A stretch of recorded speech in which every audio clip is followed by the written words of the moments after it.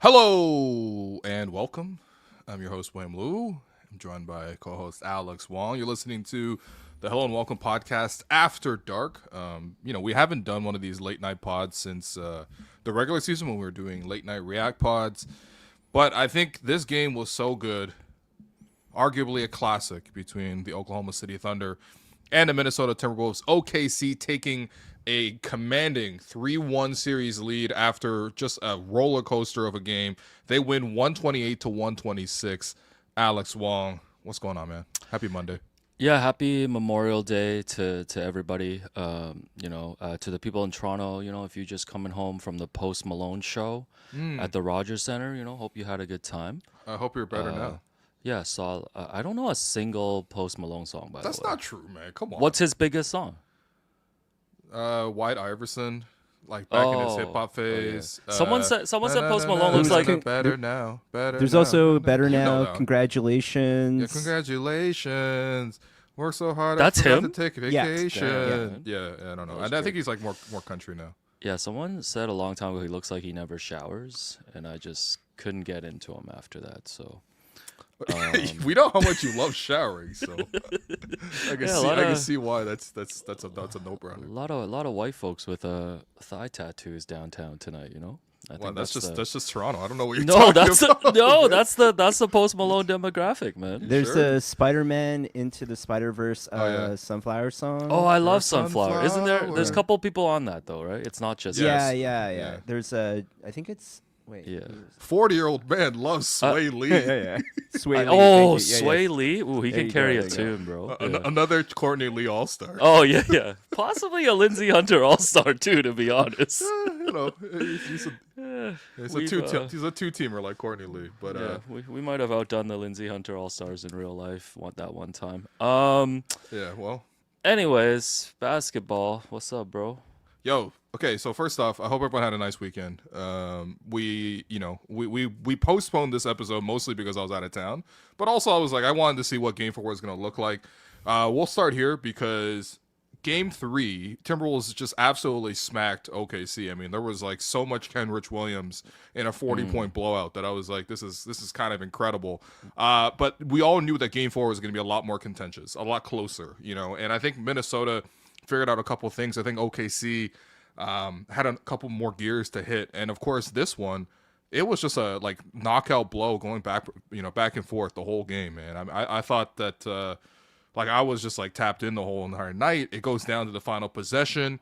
OKC has to take foul up 3. That turned out to be a really good strategy because unlike what happened in the Minnesota or in the Denver series, this actually worked out for them pretty perfectly. Stopping Minnesota from getting a chance to potentially tie. I even had a ridiculous out of bounds play at the end where Shai, for a second, I thought he had a Michael Ruffin moment where he just threw the ball because he was just lying down with the ball. Even you should just get fouled at that point, but instead he throws it to as hard as he can from a lying down position.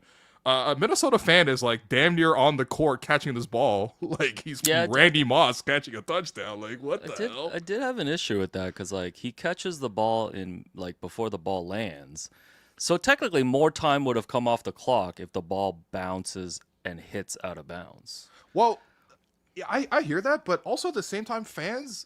If the ball lands airborne in a fan's hands, in a seated position, or even in a standing position, because I'm not expecting people not to stand for the last play of the game. Sure. That is out of bounds.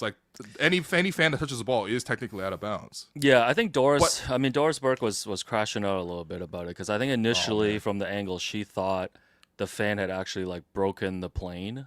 Right. And reach, which I'm not sure what is the ruling if that actually happened. I actually don't know. Yeah. It's not like you can replay the possession because technically the ball is going out of bounds. Right. And you're not really going to use physics and the trajectory of the ball to see when it would have actually is this one of those cases where they can submit a thing to the league and then you know how they make you replay the game?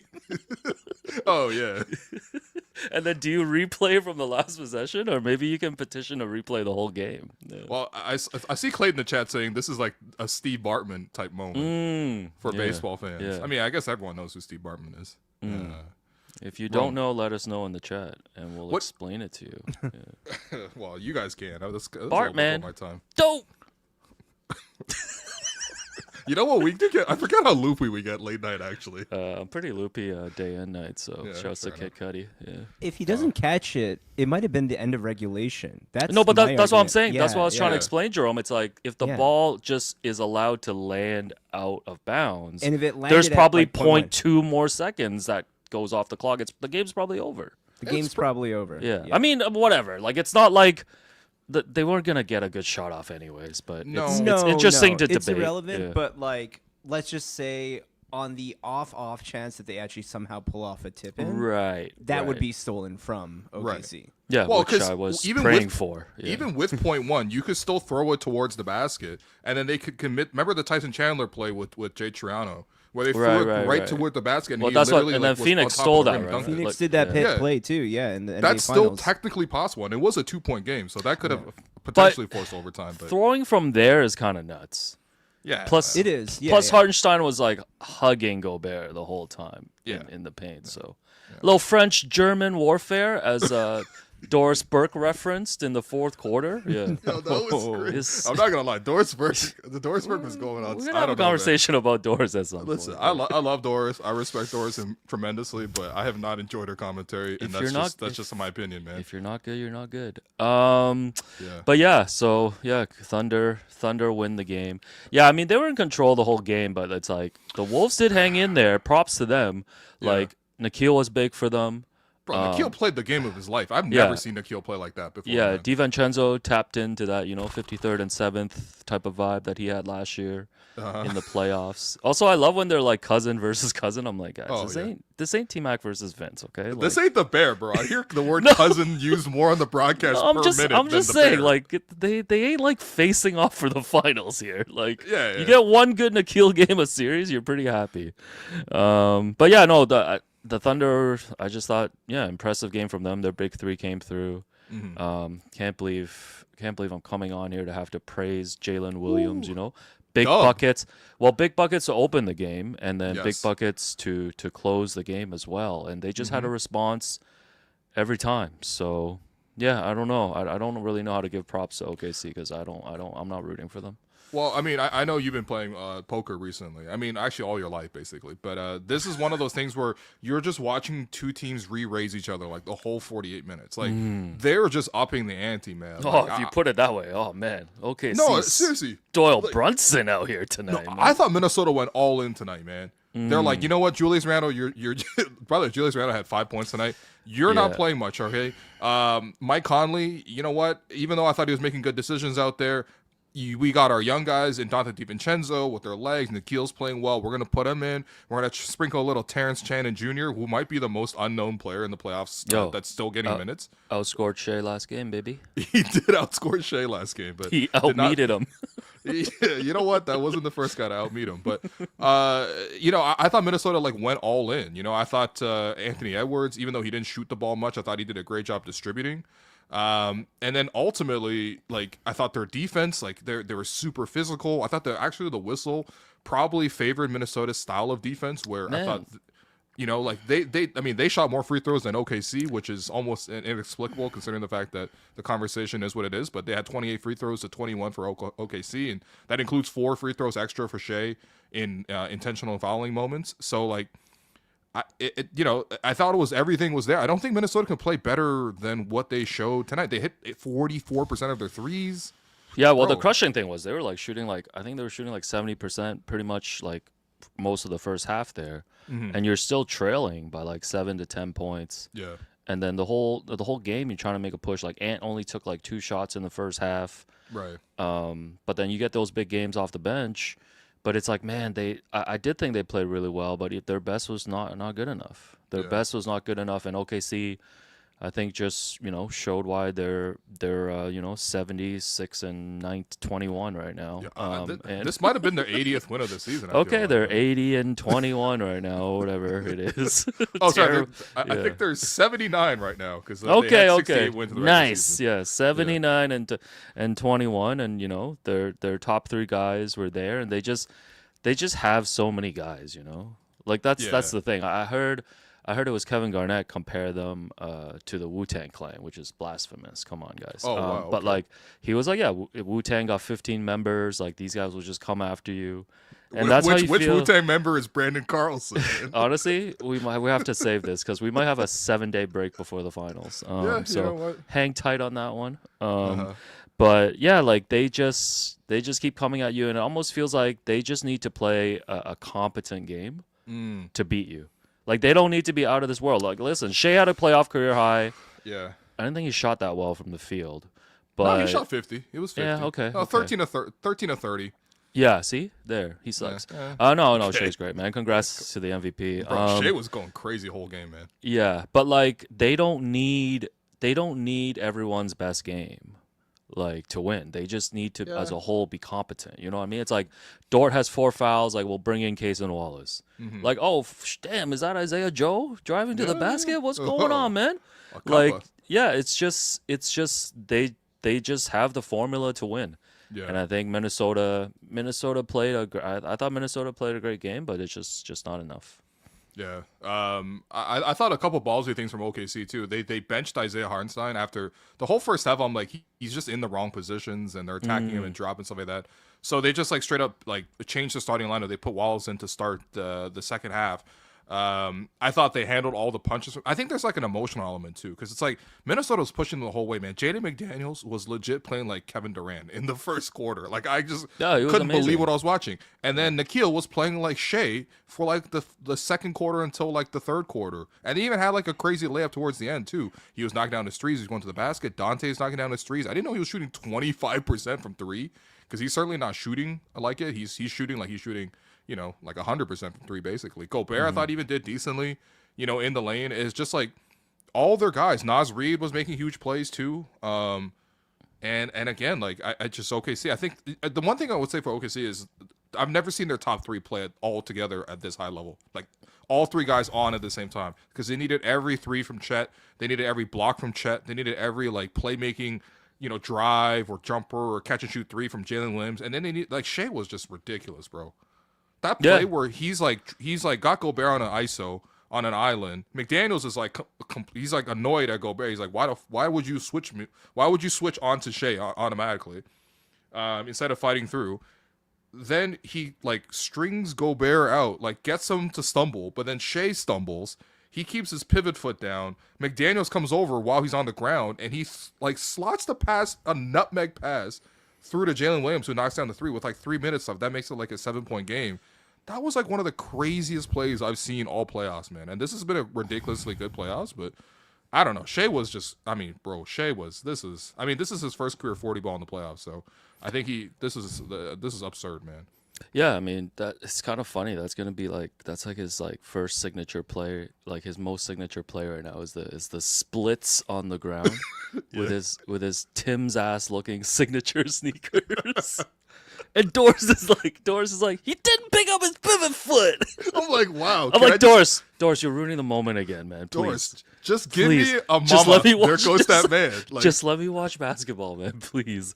And then yeah, the nutmeg pass to Dub, and you know, Dub hits the tray, and you know, yeah. So, congrats, man. Thunder looking great. Looks like they're gonna be partying Game 5. You know, it's probably gonna be a nice scene there for them if they get to advance.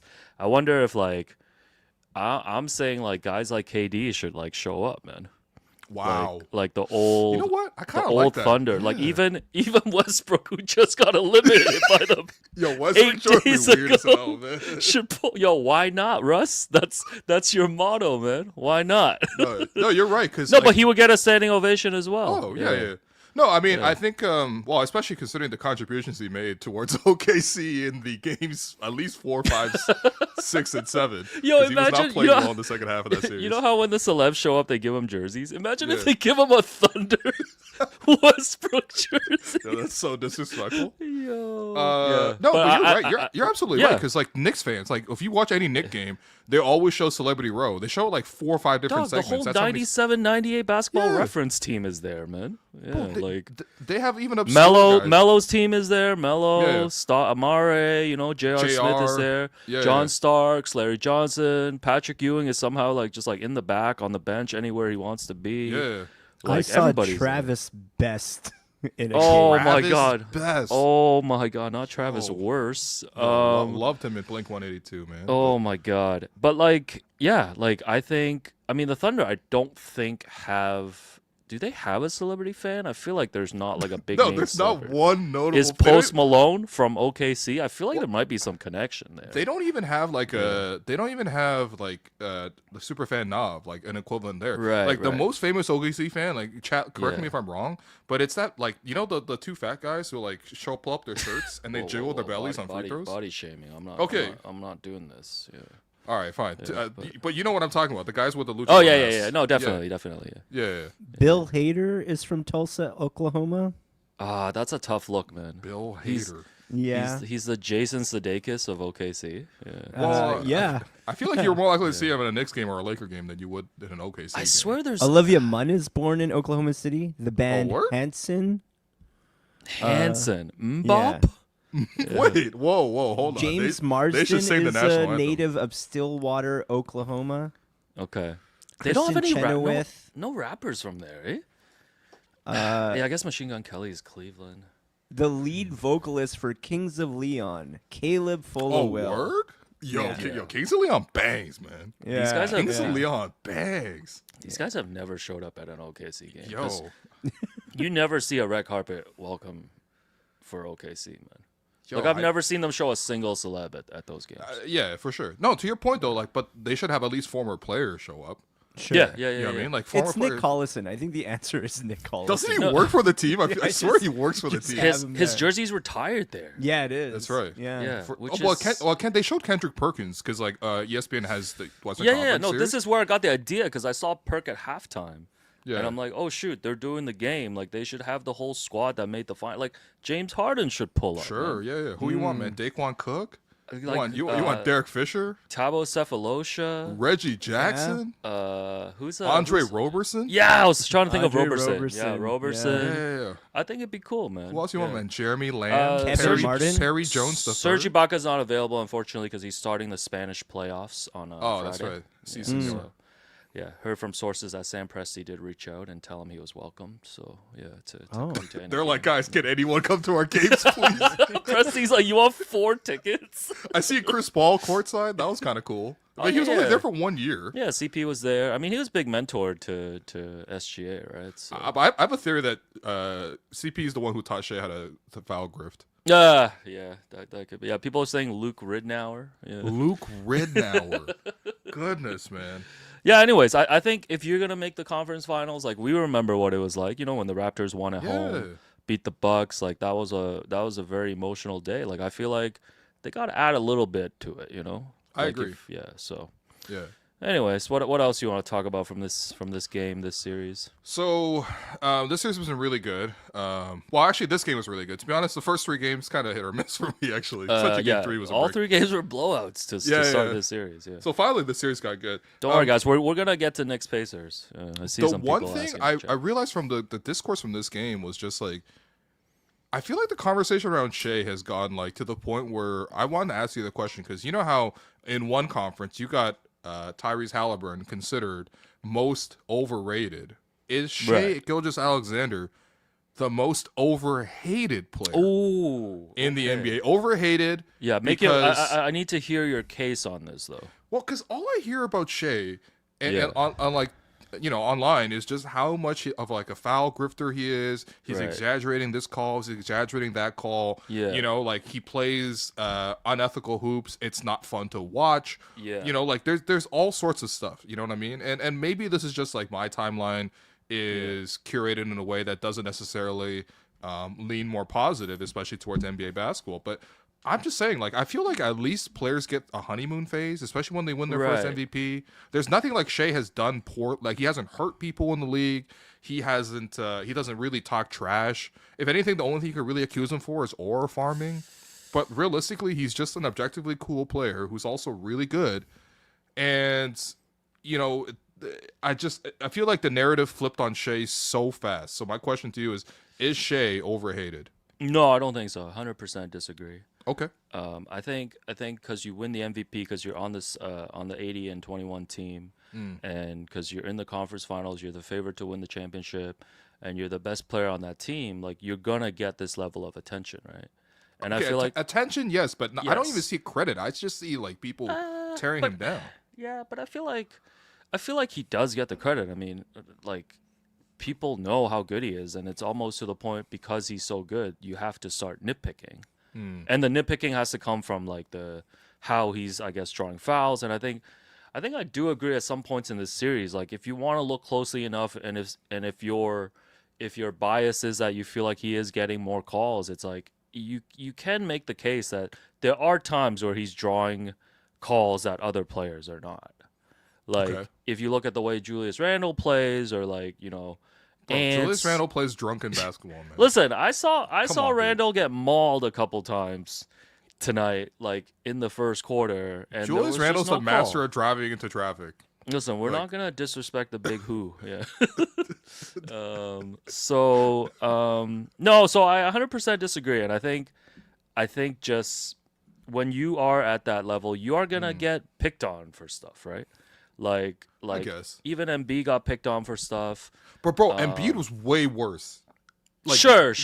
And he shot way more free throws as well. I think the problem with Embiid was like his foul baiting was starting to injure other players, Yes. including his own players. He ended Danny Green's career. Yes, he tore Danny Green's ACL. Yeah. With a So, but I don't think he's being and you know it's overhated. different when bigs flop versus when guards flop. You know that. Like it just looks worse. You know what I mean? Like it doesn't really make sense. No, it's like it's conservation of It's like Jay-Z momentum-wise. said, man. You go from the favorite to the most hated. So would you rather be underpaid or overrated, bro? Yeah. Wow. I think that's the real question. Yeah. Bars. I'm a close genius now. Yeah. Wait, is that the same song with Sci-Hi the Prince? Yeah. So appalled. Yeah. So Paul. Shouts So. shouts to Ralph David. Abernathy. Abernathy. Do you think there's an element, because I expected Shai going into the playoffs to not get as many of the calls as he would normally get, and it doesn't seem like any of that has changed, because that's always a consistent thing for a star player, that like once the playoffs happen, that scales back. And do you think there's like pushback because it hasn't really fallen off, and people And I think there's a discrepancy too. I think you look at how physical some of these series are, especially in the conference finals, and then sometimes when you zoom out and you look at some specific calls, I think Game 1 was maybe the most egregious. Like there was a couple calls. He did when you foul kinda out, look back. He fouled out McDaniels in game Yeah, one. and you kind of look back at those plays on replays and stuff, and you're like, okay, like I don't even know. I'm not sure if that should be called a foul, especially with the way that the refs are letting the guys play. But it's like on the flip side, like I get it. It's like Shai's played this way for a while now, so I think he's earned the credit with the refs to understand that this is the way defenses play him. This is the way he draws contact. So like there's familiarity with the refs, so he's gonna get a lot of these calls. So I think overall I think overall I'm sure there are people who are really drilling this, and like even on the broadcast they call him like a free throw merchant and all of this stuff, which is another thing. We gotta stop bringing the Twitter lingo onto the national broadcast. There has to be like a level of discourse that like come on, man. We're talking about the official broadcast. Yeah. We're It's talking so about funny. ESPN, man. I'm Come like, on, is dude. Doris Burke too online? I think I see your point, but I have to zag. I am Craig Zagger, so Wow. I'm gonna zag here and disagree and say the discourse is proper. Can I give you just a quick like off the top of your head, who's a bigger flopper? This is just impression wise, because I'm looking at the free throw attempt leaders for the playoffs. Right. So number one in the playoffs so far in free throw attempts is Giannis, 12.6. Right. I wouldn't say Giannis is a flopper. I actually really don't. ever No, see I mean Giannis gets fouled like legitimately. Like, yes, in the he's- paint. It's the Shaq effect at the basically. basket. Yeah. So Donovan Mitchell, 9.9 per game this playoffs. again, I think Donovan Mitchell is just a really crafty offensive player, and he gets guys out of position. I've never heard anyone call the former Spider-Man until Aaron Nesmith ended his life. Oh no, Venom legit ate him, bro. Like, So he I've ate never heard him. I've never heard him get called a flopper or have that reputation. Yeah. So Shai's averaging 9.5. It is up Yeah. from 7.9 on the regular season. Well, he is obviously playing more minutes and taking more shots. Tom Haberstroh and some of the other stats guys, they've because this is a big conversation. Like they've compared Shai's like free throws per game in the playoffs to like other players like in history, and it's not like Shai is up there. Like Jordan used to get to the line a lot. I think Harden was up there as well. Yeah. But it's like you're always gonna have those conversations. Like think about MJ. Like one of the biggest conversations ever was did he push off on his game-winning basket against Utah? But people never called MJ a flopper, man. Yeah, but it's like once you get to that level, everything gets scrutinized. Yeah, I guess. Yeah, everything gets Luka, by the way, scrutinized. averaging 9.2 free throws per game. Yeah, Lucas showed these out in playoffs. Real Madrid looking in good shape this Hey, weekend, man. man. He looked good. Lakers fans following like his wife to see what she's Yo. cooking for dinner. Man. That was crazy. By the way, that meal looked bad. I'm not gonna lie. Really? It was like just like rice Oh, and like zucchinis and carrots. I was like, this shit look trash. We talking about Luka, man. Let's get a good meal here. Oh, And the man. rice was soggy. This Oh, ain't damn, man. congee. You know I love By the way, my Jalen soggy Brunson. rice. Jalen Brunson, I think for me, like if we're talking about who exaggerates contact Sure. and knows how to play the dark arts the best, I would say Jalen Brunson actually. Yeah, I is the think best guy I think in the league. Brunson kind of reminds me of like a James Harden graduate, you know? Like he really knows how to like just get that contact or get the defenders like stuck on him. Like suddenly Aaron Nesmith his arm is hooked on mine. Yeah. Yes, always. Yeah. Yes. So yeah. he's really good with that. Defensive side of the floor, I gotta say it's Lou Dort. Lou Dort, the way he navigates screens, bro. Like, if there's any contact on a screen he's trying to go around, he's jumping out the side. Yeah, Like he looks like he's jumping out of a moving car. Does Cason Wallace replace Lou Dort next year? I don't know. I don't care actually. Sorry. You asked this the a- funniest questions, man. I Yeah, don't know sorry, about man. that I didn't know that was going in the CP3 versus Tobias or CP. Aren't they both under contract? Who cares? Who was CP3 versus Tobias Harris bucket? The best is Bill Simmons yesterday doing a 2020 NBA redraftables. I'm like, there's no hoops to talk about. Nah, who do you take first of all? Tyrese Haliburton? I honestly turned it off. It was one of the tougher Bill Simmons performances I've wow. heard recently. All right, I think that's enough for Wolves Thunder. It was a great game, guys. I had a good time with it. I hope you Yeah. guys did too. Back to the Leastern Conference here. Great game last night between the Knicks and the Pacers. Knicks for the third time now in these playoffs come back from 20 on the road. Obviously twice against Boston to open that series, and yesterday, season on the line. You know, Tibbs coaching for his life. Yeah, really impressive, Bro. man. They mix and match. You know, they played. I think they played like 17 different lineups or something like that. You know, Okay. we got DeLon Wright out there. Yeah, we got DeLon right out there was kind of nuts, man. I'm we not gonna got- lie, but we that's got- creative. Yeah, DeLon Wright circle was bumping. We got Miles McBride, a little Landry Shamet, yeah, a little Landry Shamet action as well. And yeah, Towns was terrible for like 3 quarters, and then popped out, went off for like 20 in the fourth. Brunson was benched for most of the fourth. Hey, Comes back there late. The ball was popping though. Lights were a little too bright for Miles Turner at the end. Yep, for sure. And yeah, like huge rebound from Josh Hart, who got moved out of the starting lineup. Yeah, I don't know. Very impressive from the Knicks, man. I think this is the part of the Knicks team that I like. It's like when they get really scrappy, Yeah. and I feel like they just kind of dig in, and it's like the cliche of like, yo, just find a way to win the game. Yeah. And because like they had to, like on the road, like this is season Yeah. on the line, and it's super impressive. And they were down 20, man. Yeah, so super impressive. Yeah. I feel like Tibbs was pushed to the brink where he was forced to just have to experiment a little bit. His starting lineup wasn't working based on the numbers. He had to put Mitchell Robinson in there to start. And I hope we get more of that from him, like as the series goes on. Like I like the vibe of feeling like Tibbs is coaching a little desperate. Because I do feel like maybe like if they lose this series in 5, even though they made it to the conference finals, I feel like there's going to be a lot of conversations about whether there should be a coaching change in New York. Well, I mean, yeah, for sure. I mean, because you go all in on this roster, and by the way, Tibbs has done a great job with this team. There's no doubt. Like, I think that like as much as anybody turned around the culture of the Knicks, I will give the credit to Jalen Brunson first and foremost. To be honest, like even Julius Randle, RJ Barrett, Emmanuel Quickly, like that team before Josh Hart, before OG got there, those guys also did a great job too. But obviously, that this team has now hit new levels with how much talent they've added. But Tibbs has been a great coach for setting the standard. The issue with Tibbs is like it's almost like Mike Budenholzer in the playoffs. You know exactly what you're gonna get, man. Yeah, he's just fastball, so, fastball. Yeah. And eventually Like he refuses to change. Like he's just so stuck in his ways.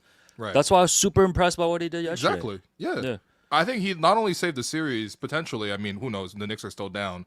But like I think he saved his own job in terms of just like this is a zag from him. You just never see Tibbs zag, man. You know what I mean? It's gonna be Derrick Rose. It's gonna be Joakim Noah, Taj Gibson, Carlos Boozer, and it's gonna be Luol Deng on the floor for 49 minutes a game. Yep. And we're rolling with that. You know what I mean? Like, and this was something new from him, changing the starting lineup, putting more size on the floor. I mean, they needed to do something against Pascal, bro. Like Pascal having the 39 ball, which was just beautiful to watch. Seeing Pascal get all that praise, even Draymond. Shouts to Draymond on the broadcast, being like, "Yo, the only 2 times I lost my matchup was against Julius Randle and Pascal." Yeah. Yeah. And that's why they lost 2019 in the finals. And I'm like, damn right, man. Yeah, Spicy P and the Big Who, man. Yeah. But just 2 purely ugly ballers. I'm not gonna lie in terms of style of play. We're calling Tibbs Zag Meat Singh. Yeah. Wow. Oh no. I don't think that went well for Jagmeet actually. So I don't know if that's gonna go well for There's no Tibbs. politics behind this joke. I just needed to think of something that rhymed with Zag. Yeah. It's a Okay, very that's apolitical statement. Yeah. That's kind of fire. Both wearing orange, both failing to win in the finals. Oh no. But I mean, yeah, like this is cool. I mean, granted though, like the Indiana still kind of choked this game. I'm not gonna lie. Like, Listen, anytime you blow a 20-point lead, as much credit as you're gonna give to the other team, like you're gonna have to look yourselves in the mirror too, right? Like right, yeah, of course. Yeah. So my biggest thing, what's up? Go ahead.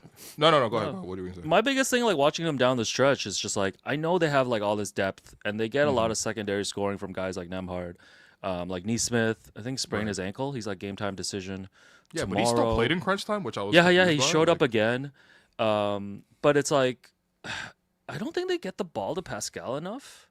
I feel like there's times when you're like, oh, like if Haliburton's getting trapped or doubled or whatever, it's like they go a lot of possessions without even just trying to give Pascal a look. Yeah. And I feel like a lot of times he does have good matchups against the Knicks. And it just got me thinking, it's like, okay, they have this whole democratic like offense, all this stuff. We know Haliburton's the top guy, but it's like, who do you think is their second and third most important guys though? Like, who would you say are their second and third most important guys? It changes night to night, man. Yeah, which is crazy. But I they have like almost feel 7 impact players. But down the stretch, I almost feel like they need to figure that out because otherwise you end up with Miles Turner threes. By the way, yeah, that's what I was going to say is the last 3 field goal attempts in that game, because the game was tied 98 all with like a minute left. You got Miles Turner taking a buzzer-beating 3, and it's a wild brick. Yeah. You got Aaron Neesmith driving baseline, shooting a floater contested with a bad ankle. Even though, by the way, in that possession, Haliburton had cat one-on-one isolation at the top of the floor, and he passed out of it. That's a bad pass, which you usually don't say about Haliburton ever. And then you got Turner shooting a 3 with 9 seconds on the clock, which was also rush shot. So like, I just didn't think that I agree with you. Like, it should be in Haliburton's hands. Pascal should be involved in some way, and of course, like even Nemhard a little bit too, right? Oh, like, Nemhard's always hit big shots, man. We love that dude. Yeah, you know, Miles Turner's a big Lego guy. Like this is his main hobby. So he builds like 3,000, 4,000. So he's building bricks on and off the court. Wow. Wow. Yeah. Is Miles Turner clutch? If so, I take it back. Yeah. I don't think so, because I think he would have got a better contract. Because why has he been a perpetual trade candidate for 9 seasons? If he's Wasserman too, I also take it back. Oh, okay. Hold on. Okay. Yeah. What about priority, man? Not my priority right now. Oh, wow. Somebody doesn't want to get Garrett Temple back on this show. Austin Brown. Okay, he's CAA. We're good. He's CAA. Okay. Yeah. Okay. The joke stands. No wonder he got a bad contract.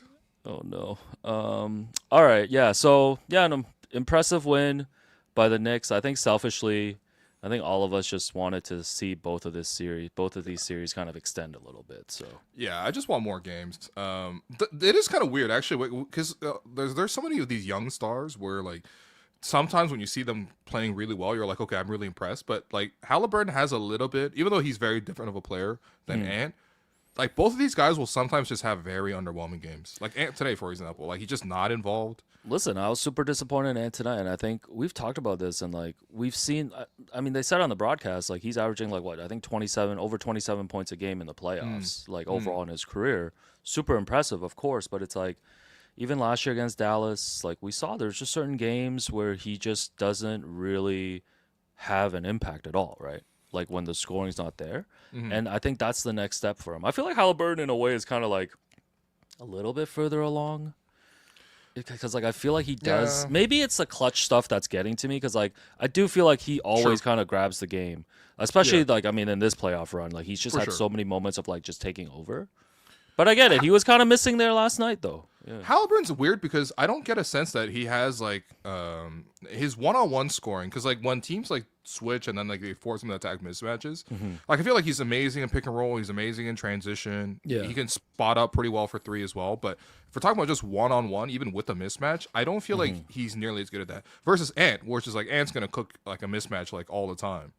And he's going to look to be over aggressive. So they're always throwing doubles at Ant in a way that I feel like you'd almost don't want to throw two at Haliburton because you're activating the best part of his game. But they both have these things where like they have real like inconsistencies for top guys. And I do think that like part of me, I'm like, I might just be warped from watching LeBron for like, 15 straight years of him going to playoffs.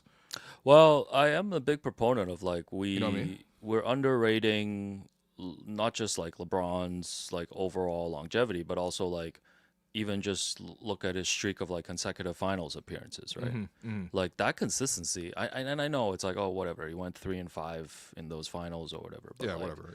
Yeah. 8 finals is in a row is insane. I don't think we're ever gonna see another player Yeah, man. in our lifetime like make 8 straight finals. Not You know how even, many like, Jeff Teague stories he made along the way? No, I'm Eliminating with the you, though. Pacers, But then Hawks. it's like you look at Shai, Yeah. and it's like he's been pretty consistent, and he's kind of played to a certain level, Like he still Right. has games where it's ups and I mean whatever. Like throw out the game 3 when they got like blown out by like 40 or whatever. But it's like, I do feel like to give him credit, it's like I feel like compared to like a Haliburton, compared to Ant, like he has risen to that level Oh yeah, a little bit. yeah.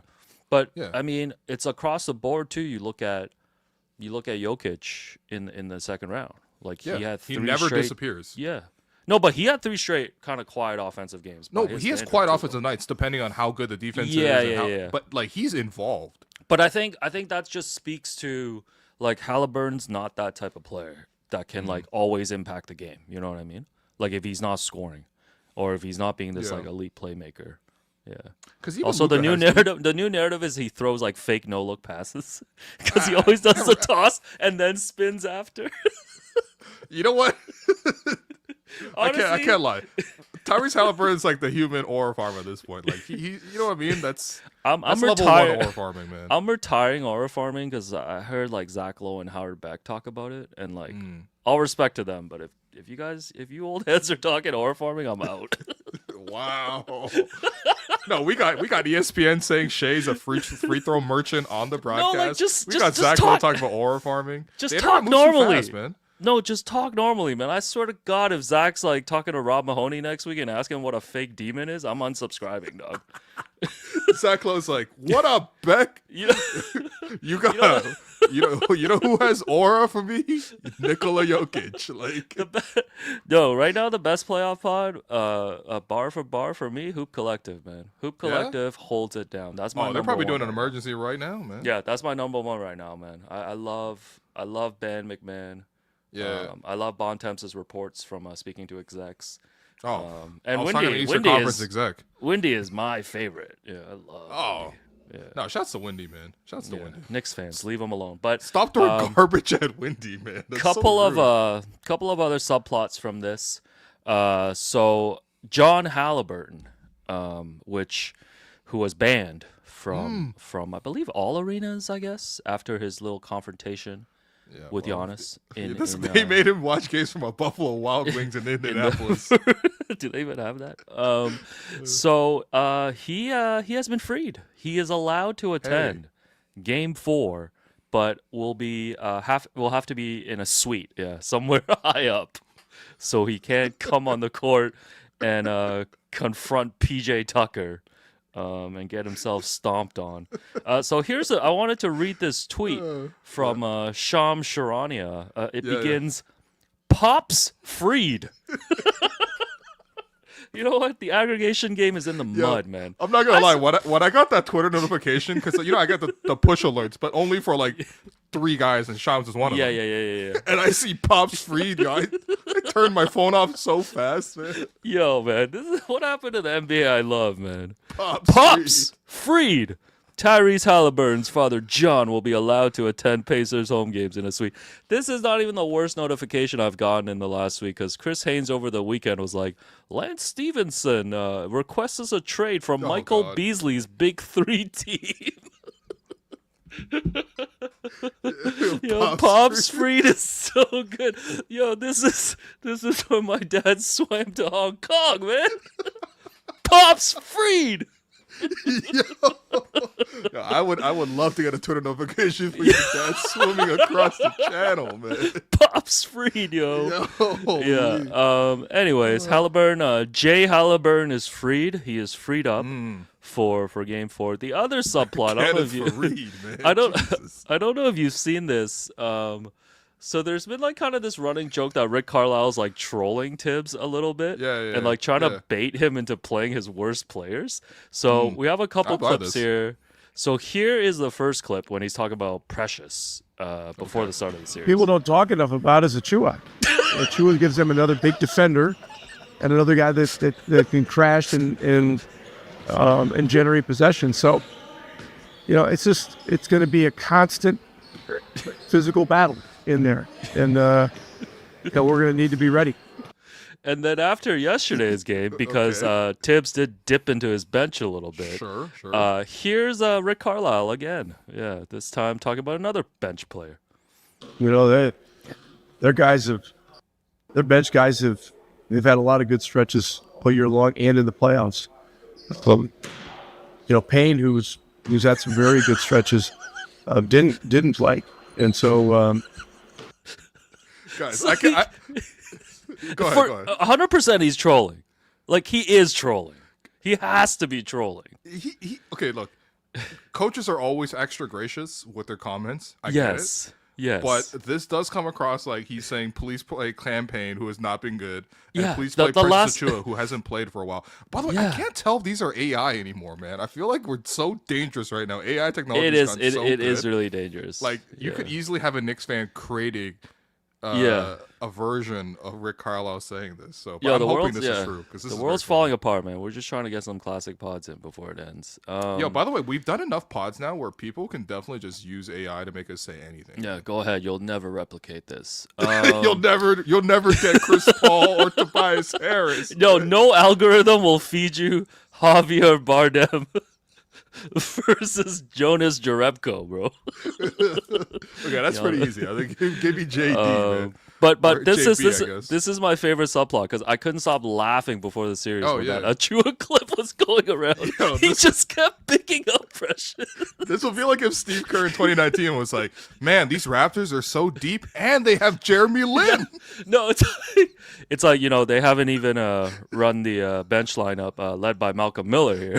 Yo, they're like, we're gonna be ready for that one. Yeah. They're like, man, they haven't even unveiled their secret weapon, the Jody Meeks 2-minute report. Like, No, but him just randomly This is mentioning crazy. Payne, when the last time we saw Campaign was him playing at the start of the fourth quarter of Game 2, and I think it was like a -7 in 2 minutes, and I believe his last shot was off the side of the backboard, which seems geometrically impossible because he also shoots from the side. oh, yeah. So he side-winded a side shot. Yeah. He's the hypotenuse, man. Oh, The my way that he God. plays.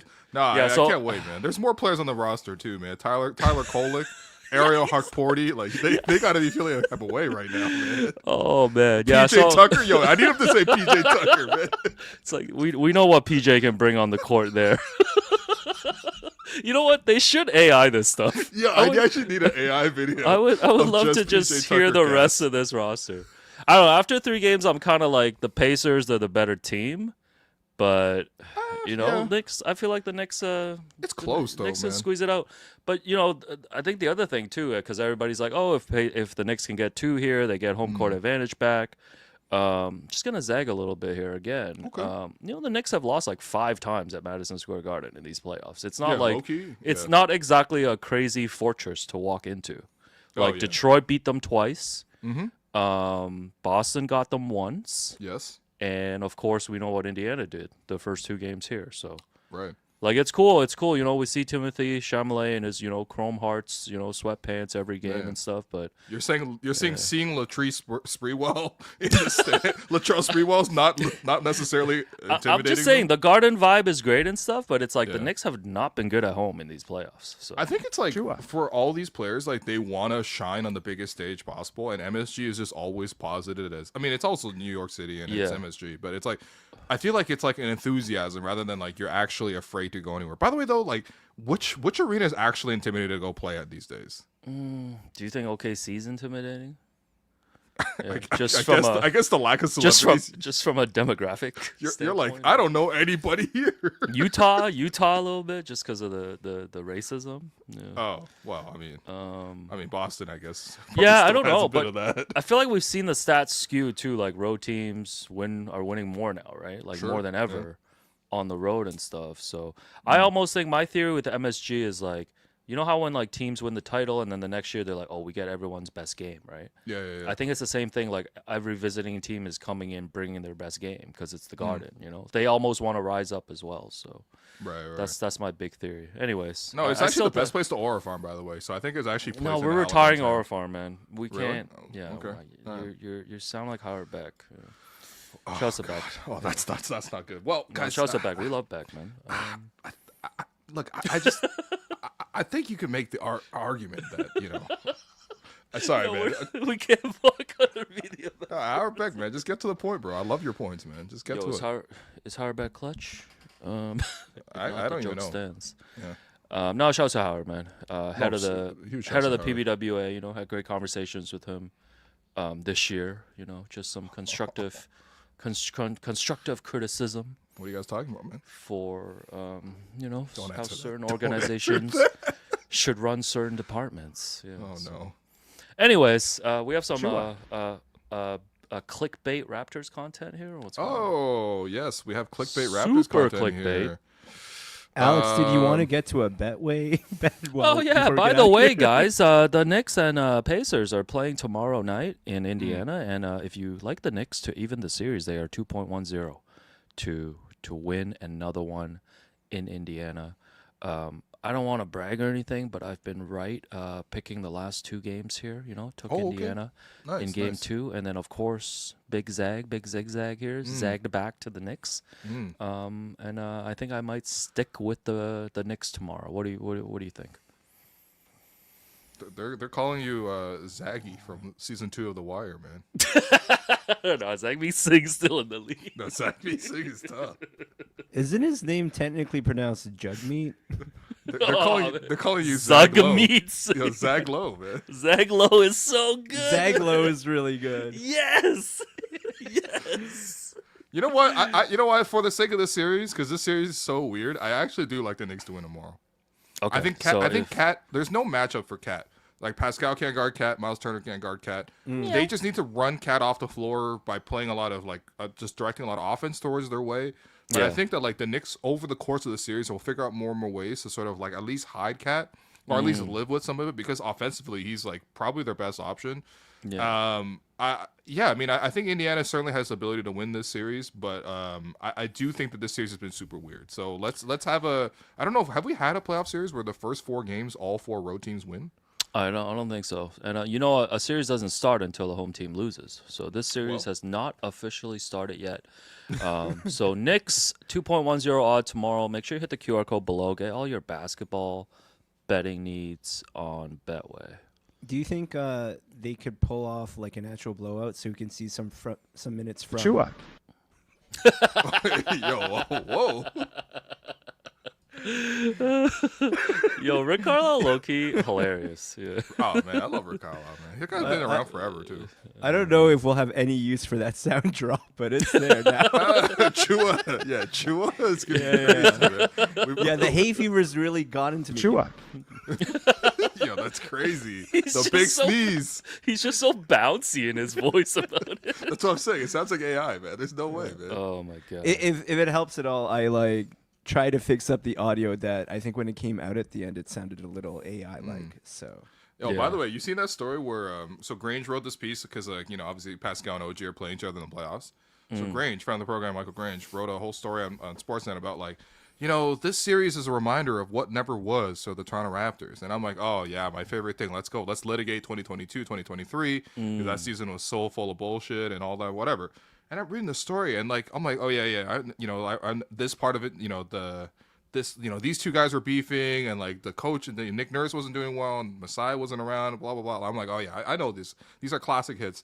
And then there was one detail where I think in the summer of 2022 they had like a meeting between like Masai, Bobby, maybe I think Nick, and then like the key players of the team. So it was like Fred, Pascal, Scotty, OG. And then apparently Precious was in this meeting. And I'm like, whoa. Oh, whoa! What's a polar bear doing in this Oh, meeting? I was like, whoa, there's no way that's Chua. Hey, Precious was part of the future, man. he was. Hold on, let me find this article about Michael Grange because I just couldn't believe when I saw this report because like the other stuff I kind of mostly knew about. Yeah. Not even trying to brag. I just meant like we were covering the team, obviously. No, I'm gonna zag here and say that Precious was part of the core. But bro, I mean, I feel like if you're talking about decisions for the team, I don't feel like Precious needs to be involved. Like Precious can just follow what the team's doing. Like all due respect to a Chua, but like He walked in and they're like, "Yo, who the fuck invited this guy?" They Yeah, hold on. accidentally added him to the Google Calendar. they're like, I guess he's there. Okay, hold on. Let me pull this up for the chat here because this is not what I actually wanted to talk about. I want to talk about RJ, but this one was just cracking me up when I saw this. Again, this is a report from Michael Grange in his story over at Sportsnet. Always read Grange, but this is Why the story. don't they promote us if we promote them? Go ahead, man. That's something I talked to Howard Beck about. Sorry, The go ahead, Raptors weren't oblivious to the talent that they had. According to multiple sources, there were several efforts to find ways to keep the core group together. There was a meeting in Miami the summer of 2022 where Barnes, Siakam, Van Vliet, Anunoby, and Chua. sat down with each other and Ujiri and general manager Bobby Webster in an effort to gauge how tenable it would be to push forward with the group, but a commitment wasn't forthcoming. That the players all went their separate ways into the Miami night was noted. Van Vliet and Siakam turned down extensions before the season started, and the Raptors knew that Anunoby would test free agency in the summer of 2024 since his performance exceeded the market value of the most the Raptors could offer him under league rules. I mean, I didn't know about this Miami meeting, but again, what was Precious doing there, bro? That's kind of crazy to me. I feel like if Precious was there, then who do you think the next person is in line? You think Gary was like, bro, I'm the fifth starter. They Oh have yeah, the other yeah. four starters. Oh there. yeah, Gary should have been there too because he was like one of the young guys on the team. You think Nick Nurse was like, whoa, why am I not in this? Like, I'm the coach of the team. Oh man. It feels like all that discussion and negotiation was a real Pain. Whoa, is that campaign? Yeah. Yo, you gotta need to slow that down to like 0.1 so it just goes. which other podcast are you gonna get Rick Carlisle chopped and screwed, man? Oh my god. All right, let's find out how to extend that pain. Goodness. Pain. Ugh. All right, what was the real Raptors news that you had, Will? Anyway, real Raptors news because this is old stuff. Let's get into new stuff. So, okay, I'm not gonna lie, this is a bit of a clickbait segment, but let's do it, man. Okay, so I saw this tweet roll around.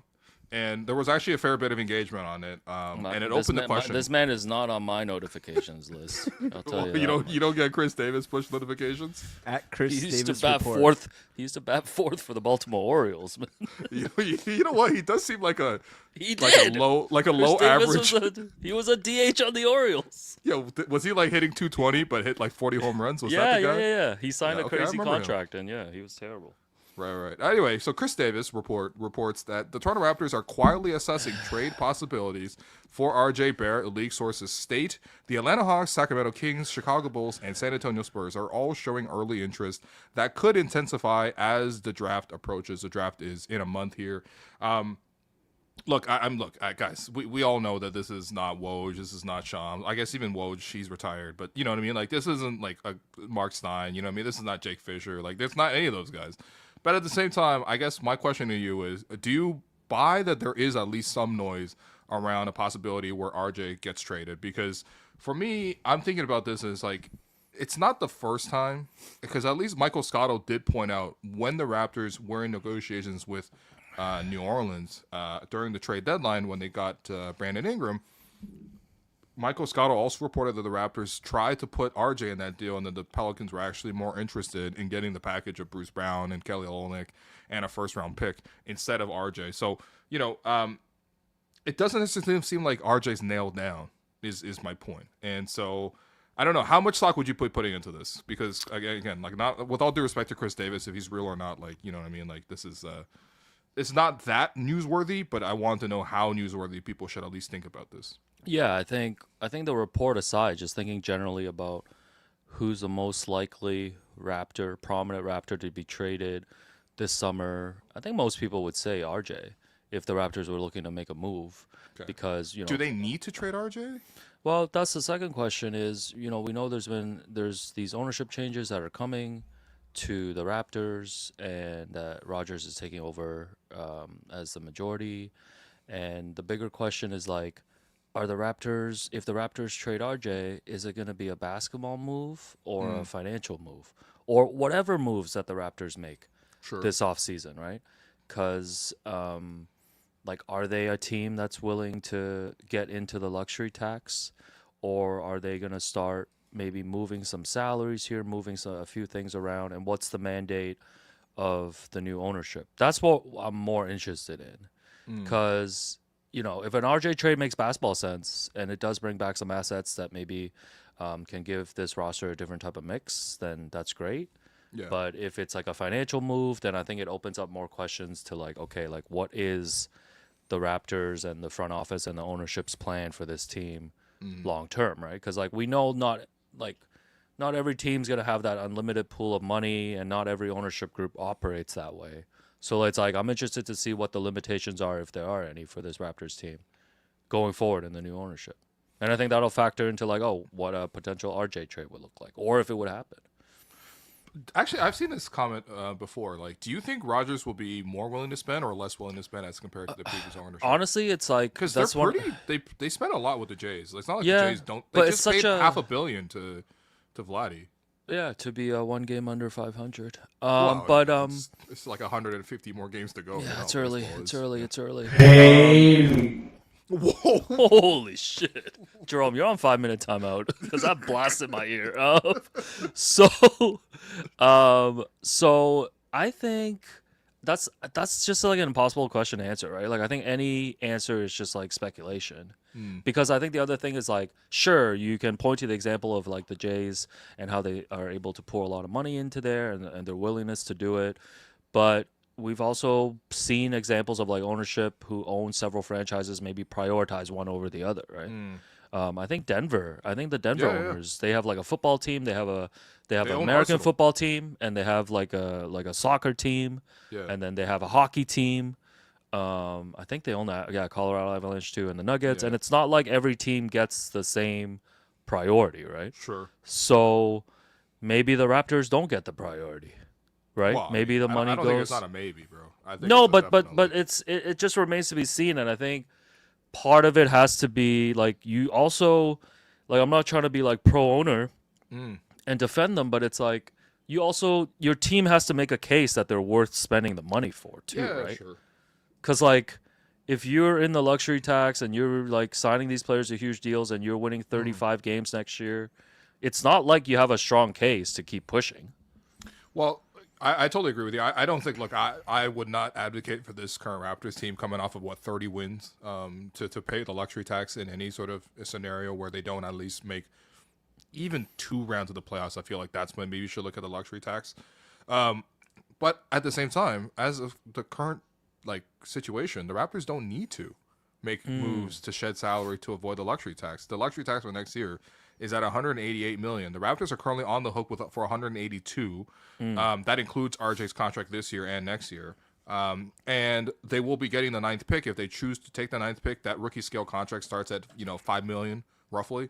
So you're looking at 187. So you're actually still under the luxury tax even with the 9th pick coming in. Now, of course, there's other moves that you could make as well. But to me, it's not I don't feel like necessarily RJ is burning a hole in your pocket. To be honest, if we're looking at which is actually the worst contract on the team in terms of hardest to sort of move off of, I think IQ actually has a harder deal to move off of. Number one, he's getting paid more money than RJ.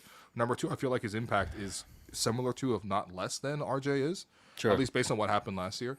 So I think whatever, financial is one side. And again, if they really just wanted to avoid the luxury tax, there's so many other things that they can do. My question is, basketball-wise, do you see a long-term fit for RJ here in Toronto, based on what he's actually shown? Yeah, because they do have a lot of shooting guards. Yeah, I think the fit might be a little awkward with the new starting lineup and stuff with Ingram and stuff, and when Quickly's fully healthy, you wonder where the shots are coming from. I feel like RJ's been really impressive here because he's been just empowered, and at times has been the number one option on this team, right? And I feel like that hierarchy is going to change a little bit now. With Ingram here, at least taking a lot of the late game possessions. And then whenever IQ gets extended run too, he likes to get his shots up. So the ball's going to be in his hands a lot as well. I kind of just want to see it with this team, I want to see it next year. And I want to see them not just for the regular season. I want to see them compete in that playoff environment and see what that looks like, right? Because the playoffs will always tell you, will inform you whether the roster is working or not. And I think it's pretty important for the Raptors to get into that position next year just so they can evaluate that way.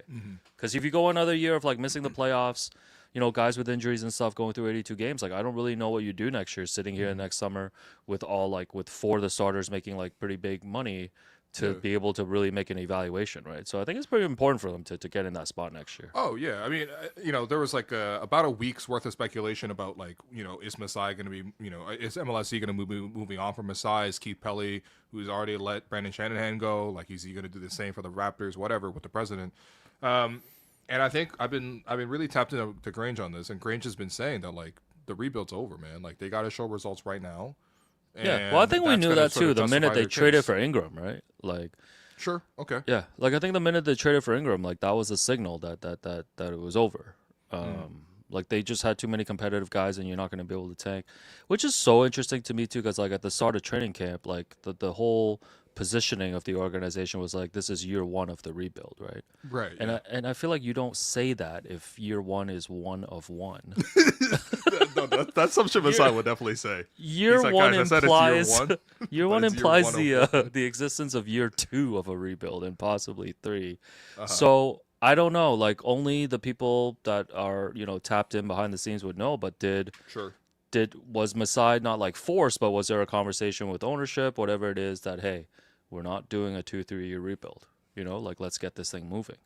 Because maybe the results of the season and whatever financial impact it has when you're a losing team and not being in the playoffs, maybe the ownership decided they didn't want to stomach that, right, for multiple years. Well, you know what? Actually, that's a good point because, I mean, I feel like I'm just I mean, look, listen, I would love to just get Grange on. We could just talk about all this stuff, but there's politics as usual.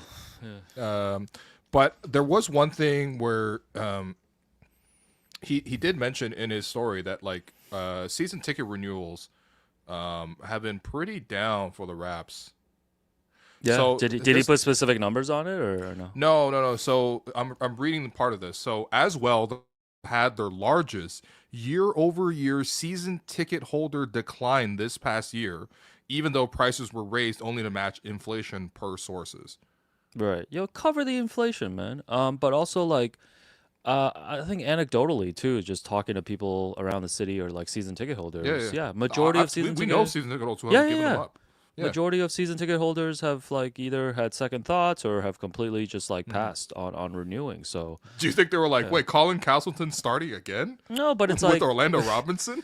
but basic economics. Even Stringer Bell would understand this. Like it's like you're raising the prices Yeah. on a product that's on decline, and people are the demand's not going to be there. So like, I do think maybe Masai in the front office was pushed a little bit to like just end the rebuild early.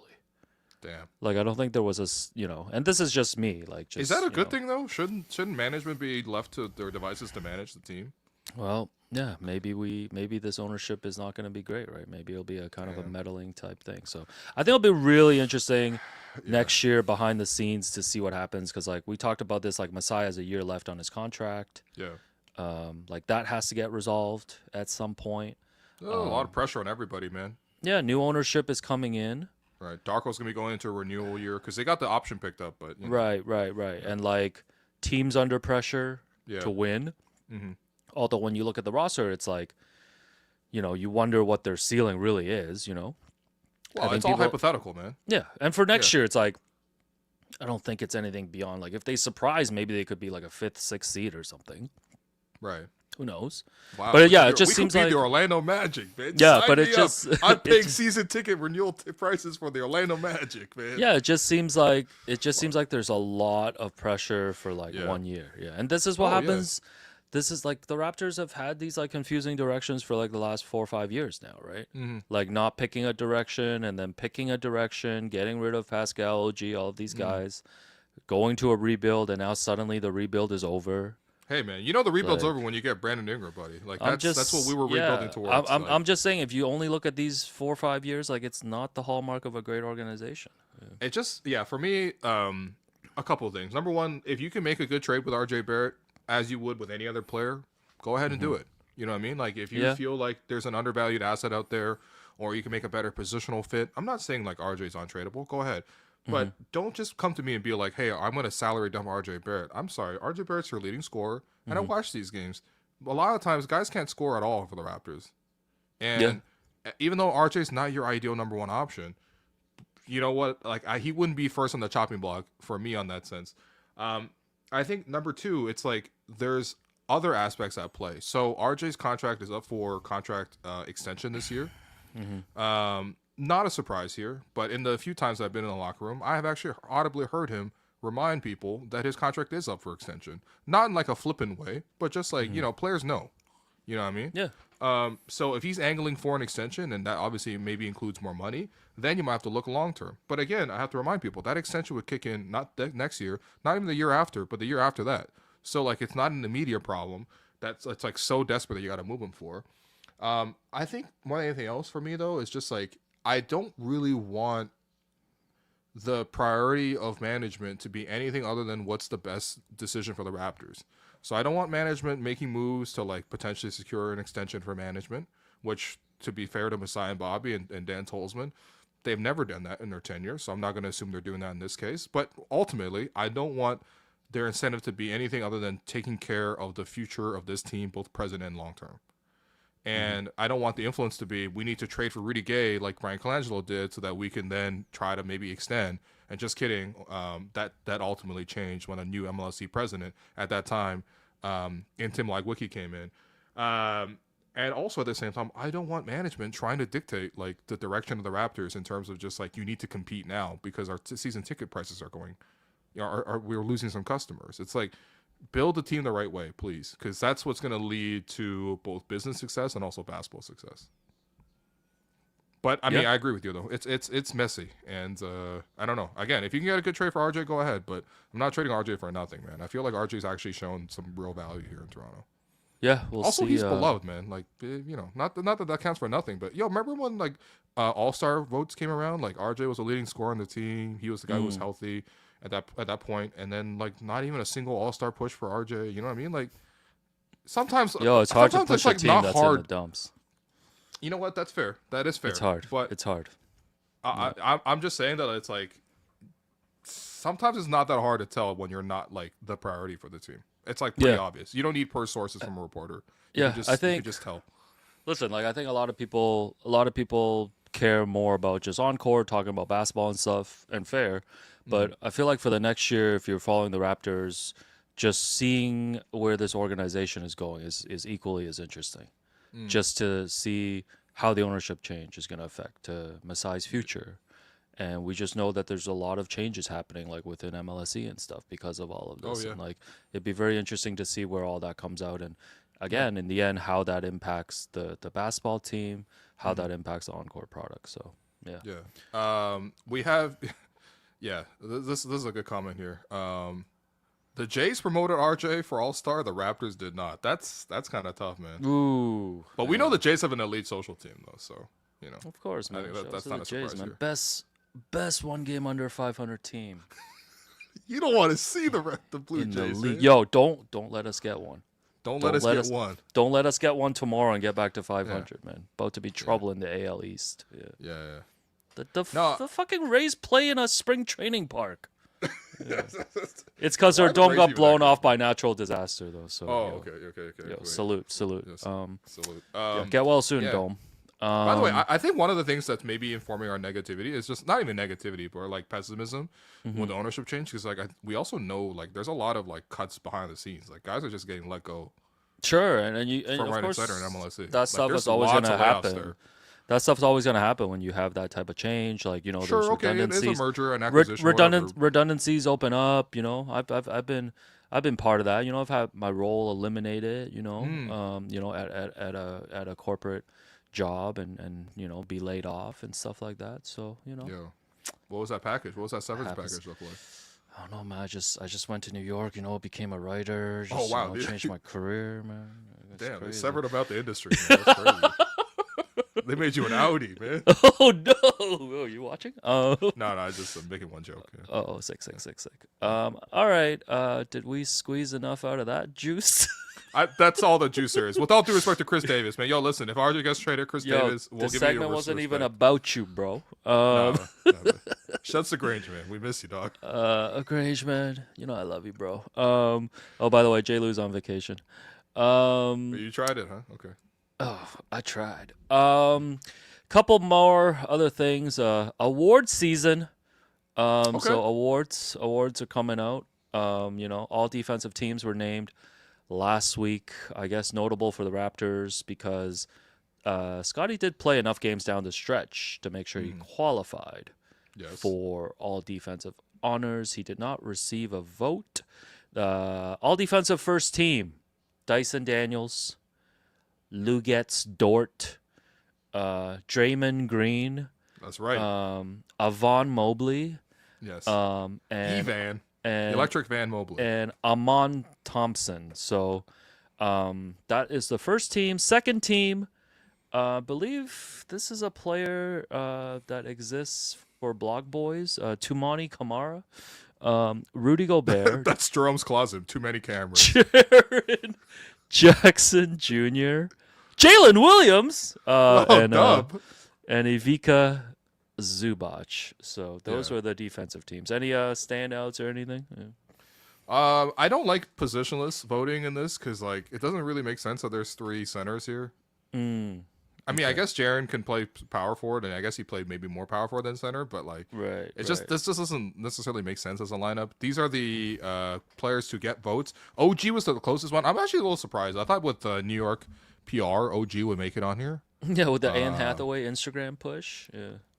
Listen, he got every push possible, but OG just barely misses the cut. He would have made third team. See, OG doesn't care about this anymore now because he's making $40 million a year. Yeah, you know what? That's right. Because I think OG before was like, I want a bigger role because I need to get a bigger contract. I want to, more defensive recognition because I got to get a bigger contract. Once you get paid, it's like whatever, bro. Did you see he sat down for his presser post game last night and then nobody asked a question, so he just got up and left?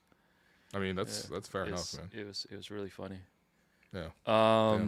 Was Fred Katz cackling, or who else is on this list? Well, I gotta really zoom in here. Bam Adebayo, Derek White, Giannis Antetokounmpo, Shai Shai got 10 second place votes. Guys, come on, man. Whoa. I love how Shai, many but times, bro, like, how many times did Nick Gallo get to throw in a ballot, man? Yeah. Yo, He's stuffing the ballot. bro, he got more votes because he got one first team, which is crazy. Whoa, Again, all due come on, respect to Royce Shai. Young. Come on, Royce Young. He got one first team vote, 10 second team votes. That's actually more points than Jaden McDaniels, who I think is elite defensively. Got 10 second place votes, 0 first place votes. Dylan Brooks on this list. Jared Allen, what? Anthony Edwards, what? I mean, Ant can lock down sometimes, but come on, dude. These are all like local votes. Brooke Lopez, Miles Turner, Kaysen Wallace. Who was big brain to put Kaysen Wallace? Like, Kaysen Wallace is a good defender, there's no doubt, but bro, come on. Yeah. Come on, Andrew Schlecht. Sometimes people just want to prove how smart they are. Jalen Duren and Josh Hart both received 1 vote each. So there are some sort of inconsistencies, but I think maybe the question to me is just like, can Scotty get to this level? And I think that he can. I think that like he really took a defensive jump. The thing is, the Raptors were still garbage defensively on overall in the season. When you look at the overall metrics, I think if you're really tapped into Raptors basketball, you might know that for the last like 3 months of the season, the Raptors were like top 5 in defense. But like, who the hell's gonna know that, man? Because everyone tuned out of the Raptors from day one. Plus, look like, at the opposition. globally. Look at the opposition those last 3 months too, man. They were playing against a lot of bad teams. That's fair. They were playing against some bad teams, but I think the defensive turnaround actually happened in January before the schedule got easy in March. The other thing for me is interesting is just like it does get awkward because like there are multiple Toronto votes. So like he didn't even get like the Chuck Swirsky. I'm voting Andrea Bargnani for Rookie of the Year over. Yeah, Brandon but I Roy. don't mind when the guys aren't like all homers about it. You No, know what I mean? totally agree. Like you should vote. Yeah. I mean, especially when there's real money on the line.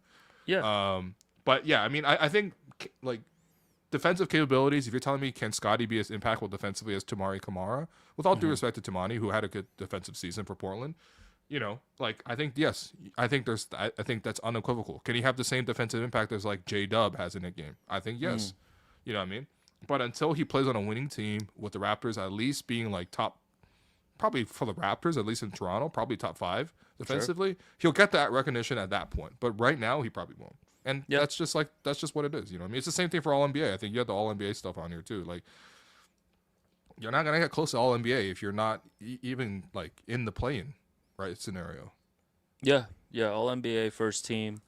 Giannis, Shea, Nikola Jokic, Jason Tatum, and the former Spider-Man Donovan Mitchell. Oof. You want to know a crazy fun fact about the NBA first team? Sure. What's up? This is the first time in league history that all 5 players on the NBA first team all have signature sneakers. Oh. Yeah. Wow. That's just. I thought you were gonna say like the fact that we have so much. Sorry, man. I should have just DM'd that one to Joe LaPuma. Okay. Yeah. Sorry. Sorry. Hold on. Yes, I didn't I'm know you gonna were so tapped into 361 degrees with Nikola Jokic. Yeah, man. so I was gonna ask you, you know, out of these 5, like, you know, any of their signature sneakers stand out to you? Yeah. Wait, put that list back up there, man. So Giannis, he's got Yeah. he's got the freaks. Yeah, the Zoom freaks. Yeah, I've He's seen got the that. freaks. Shea, you know what? I hate to. I have to make this confession. I really like Shea shoes. Yeah, they're I growing on like me. them too. I probably I don't like the. I don't necessarily like the brown one. The ones that kind of like look like Tim's. I think I would maybe want just like an all white or all black Yeah, pair. the little gray one that he has looks really nice. I think it's really Yeah. clean. Yeah, so fan of put- Shea's. Yeah. I mean, I already got a pair of the original Converse Shea PEs, so Oh yeah. I could just add this to my collection. Yeah, your little Foot Locker plug. Yeah, your cute little Foot Locker plug. Jokic, that one is not Yeah, good. 361. That's a Chinese brand, right? Yeah. Shan Lo Yi. 361. Why is it called 361? I don't know.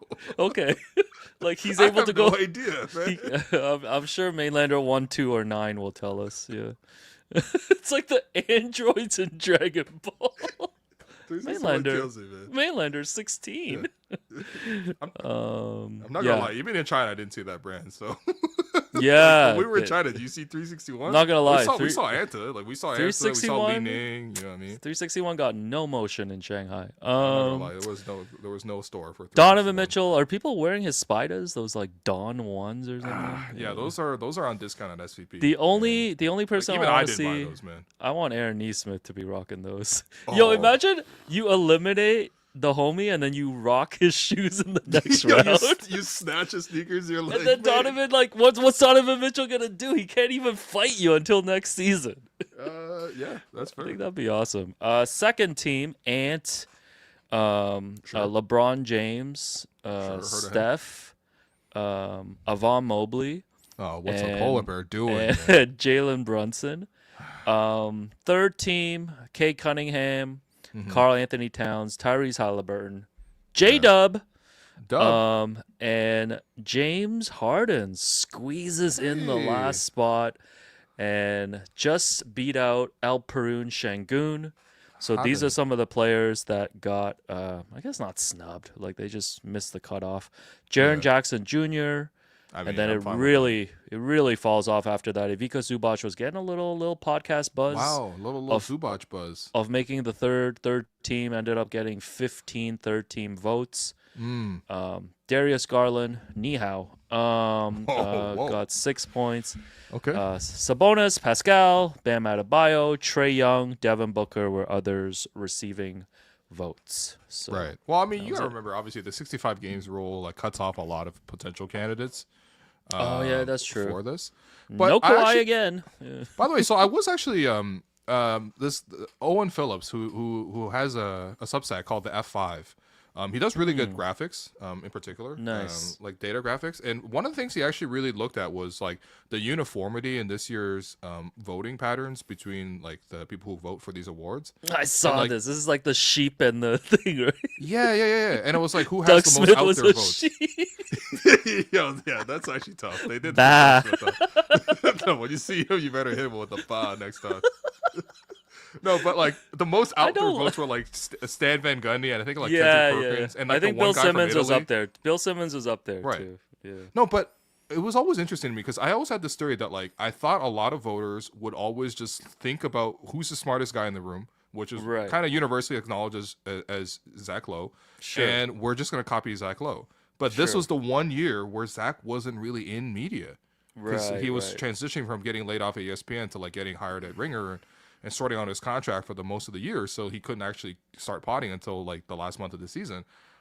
But I always thought that like basically everybody in NBA media was copying off of Zach's homework. And this was one of the years where it was really interesting to see what happens. But there is actually more uniformity this year, which I thought was interesting. Because, like, I don't know. I kind of like back in the day, like, remember when LeBron in 2013 for Miami, like, he didn't get unanimous finals or MVP because Gary Washburn voted Carmelo for the Knicks, for the Knicks Sure. tape Knicks. Oh my You know, God, or yeah. like I think Brandon Roy didn't get unanimous Rookie of the Year in 2007 because Chuck Swirsky voted for Andrea here in Toronto. We like, actually way asked Chuck back about to that. Yeah. AI like missed out on unanimous because one of the reporters like didn't give him the MVP vote for Allen Sure. Iverson, things like Yeah. that. Yeah. I think that's kind of like more notable. I also think that like, look, I don't care what your opinion is, but just like you've been given a ballot, your responsibility is obviously to try to give your best effort, but your opinion actually does matter. And I don't want people to just put in the safest ballot possible. Yeah, I think we should do you know how, I mean, all these pods do like their own fake ballots too, like ones people who don't have votes and stuff. Mm-hmm. We should do our ballots next year and then run those little analytics to see if we're sheep. Yeah. Okay, I like that. I want to know if I'm sheep. You know, I'm gonna zag. No, you Rasheep Wallace, man. I'm gonna zag so hard. I'm gonna put Malik Beasley all NBA 13 just so I'm not sheep. Yeah. No, getting Yo. called cheap is tough, man. I'm not gonna lie, man. Yeah, I don't. This like analysis, like I get it. Like there is a little usefulness to it, but it's like just the way like voting and like media members are interpreted is like so funny to me because I saw this sure. other kind of tweet too, like after the MVP voting came out, and obviously this fan was from OKC.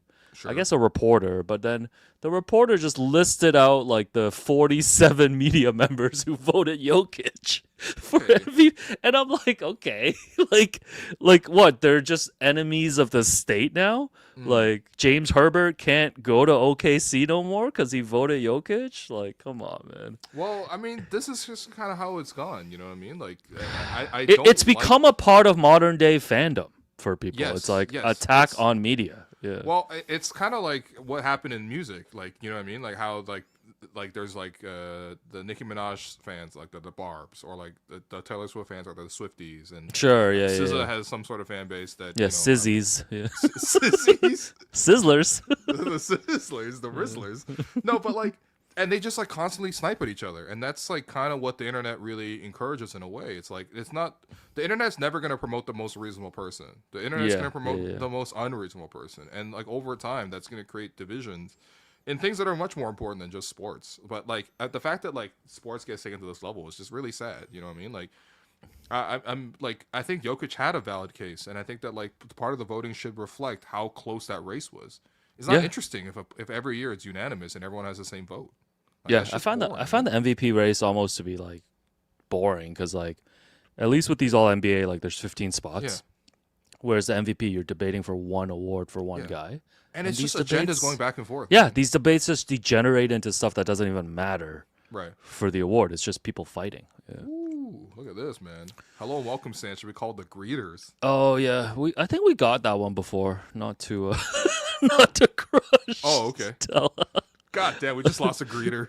Oh, I like this one. I've been calling him Yvonne Mobley. Yo, Yvonne of the Yukon is fire, man.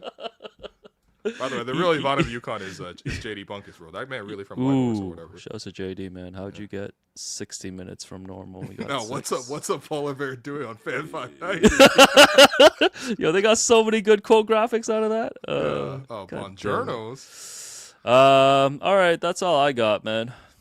Yeah, I mean, this has been a fun episode. I think the only last thing to do is just check in with the chat. So, Jerome, Hello. what's going on, guys? We're almost there, guys. We're almost done. And now, People love chilling here, man. Yeah, we got a and big now audience today, it's man. time for the Tangerine Fan Inbox. Tangerine is the official bank of the Toronto Raptors, foundational partner of WME Canada and NBA Canada. And of course, they're not just fans of basketball, they're fans of basketball. They're fans of fans who are tuning in for a React pod that isn't a React pod, but is a reaction to a game that just happened. Yeah. If you're hearing this, there's no doubting your commitment. Fans like you are at the heart of what makes this game great. So while Alex prepares to zag from every popular opinion you have, Tangerine is turning from the spotlight to the court, from the court to the stands, and celebrating the way Raptors fans support their team, because this is how we fan. To learn more, visit tangerine.ca/basketball. All right, yeah, we got some comments for you. To Alex's point, lol, this wasn't a classic at all. Really? Oh yeah, Hey, guys, we didn't debate that because you thought it was a kinda debated- classic. Yeah. Well, you know, whatever I think on this show goes, man. No, but the classic. calling me Zedong, man. The way I that's- think given. Trust me, that's why we're Not recording at Zinedine Zidane. 1 a.m. We don't have the long march. We got the long pod, man. Yo, man. Some of us sleep at 5 a.m. No, but right. classic, to define a playoff classic, first of all, somebody has to have an out of body like moment or a performance, and there was Okay. none of that tonight. Well, you don't think there Shai's first career 40 balls is enough? You will not remember that in 7 days. It was a Yeah. good playoff game. Those Yeah. are great. Those are Yeah, great it was a great games. playoff game, but it's not a classic. I think it was just like the feeling, you know what I mean? Like it just like the like there was never a lull. Like neither team really got like started playing bad ball. Yeah, at all. that's Like, it was a just 48 decent good, that's like, a decent That's 48 competitive minutes of playoff basketball. basketball. Yeah. It's like one of those albums that like there's no skips. Like there was no skips in this game. Like even when like Ken Rich Williams came in, I'm like, no, I'm not skipping. I don't You- think you can apply album theory to this. You're getting double Really? zagged right now. I don't bro. think so. Yeah. All right, get I feel outvoted. All right. like it needs that, but then there also needs to be something that is like one of the greatest songs from their catalog in there, and you're not getting any of that. in Yeah. this.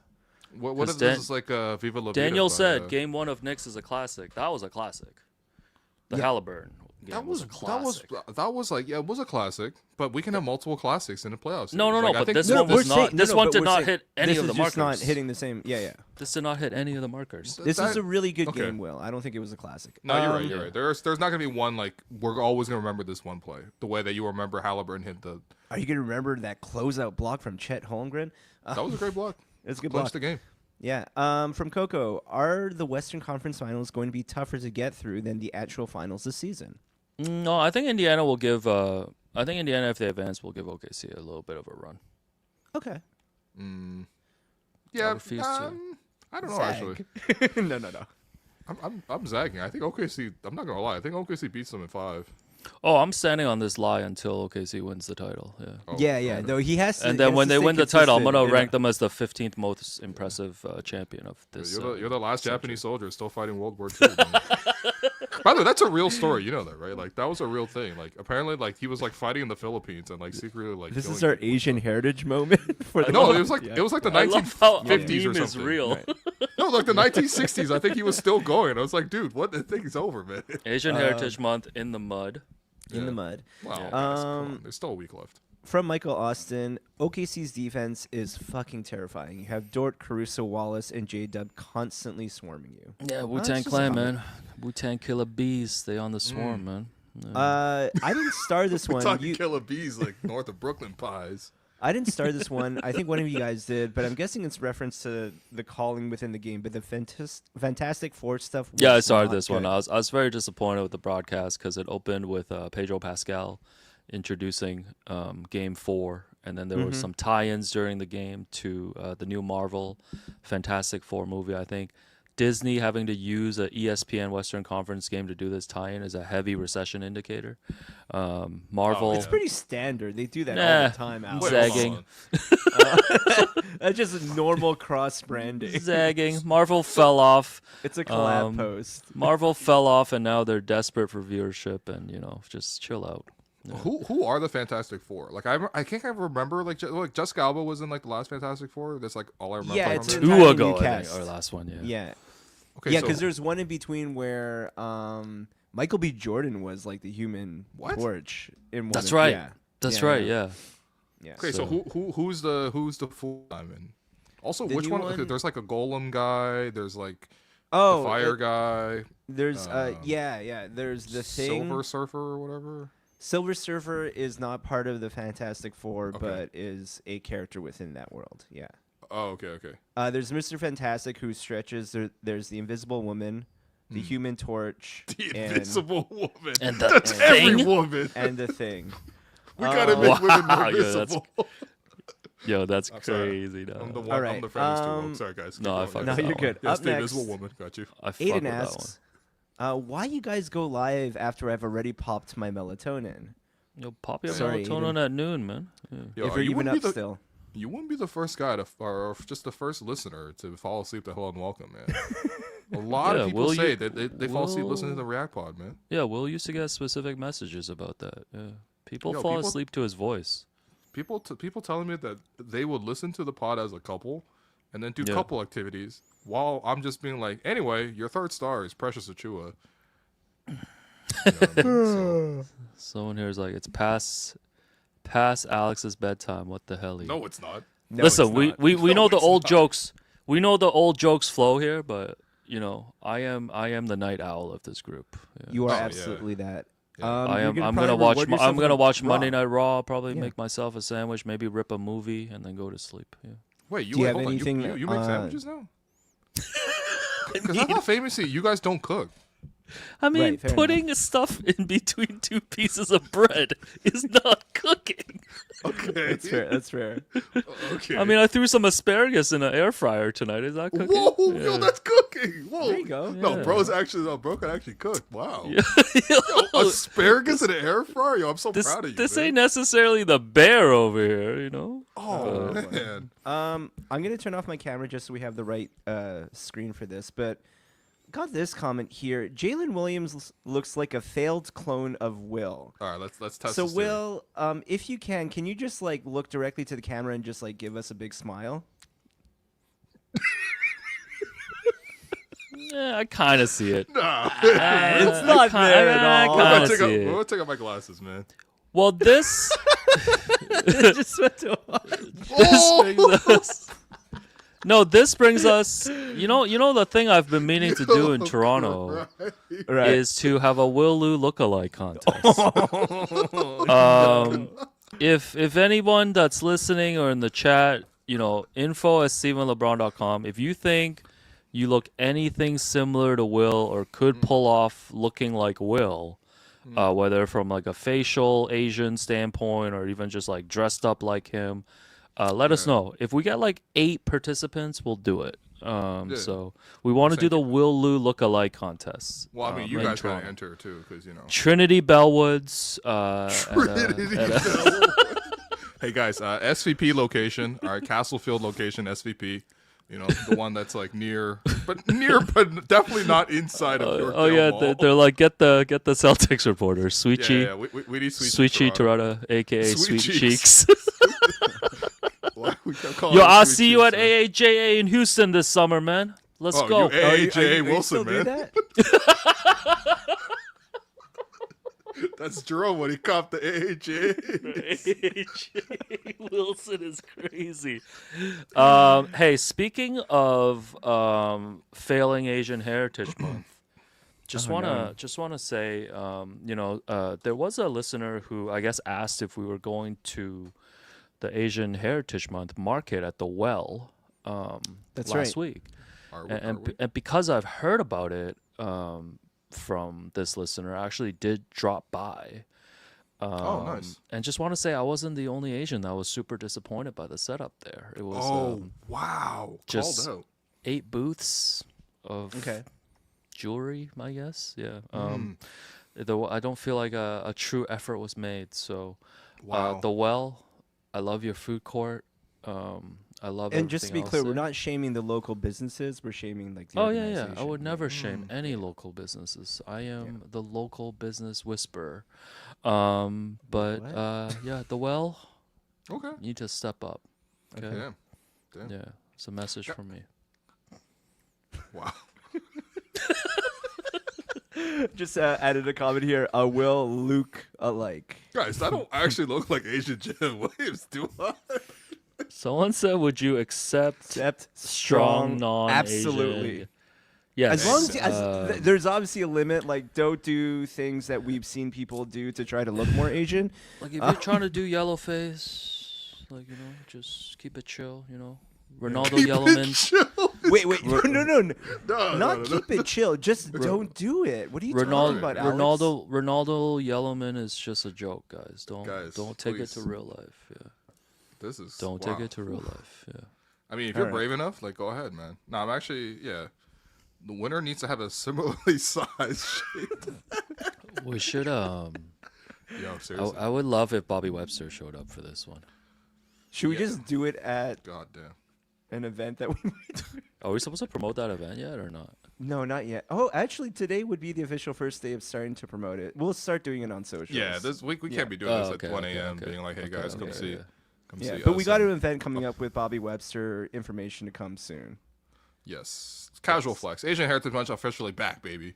We legit saved it. We're doing it next month.